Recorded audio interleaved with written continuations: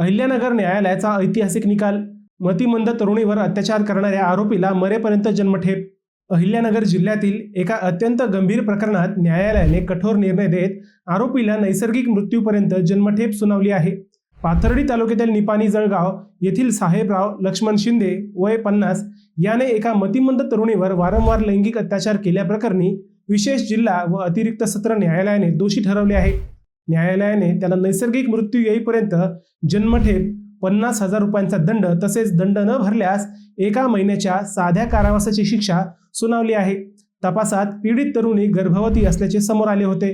त्यानंतर पोलिसांनी 24 संशयितांचे DNA नमुने तपासणीसाठी पाठवले. फॉरेन्सिक अहवालात पीडितेच्या बाळाचा आणि आरोपीचा DNA जुळल्याने हा या खटल्यातील सर्वात महत्त्वाचा पुरावा ठरला. सरकारी पक्षाने न्यायालयात 15 साक्षीदारांचे जबाब नोंदवले. सर्व पुरावे तपासल्यानंतर न्यायालयाने आरोपीला कठोर शिक्षा सुनावली. तसेच 50,000 रुपयांची दंडाची रक्कम पीडितेला देण्याचे आणि तिच्या पुनर्वसनासाठी शासनाकडून जास्तीत जास्त मदत देण्याचे निर्देशही न्यायालयाने दिले आहेत.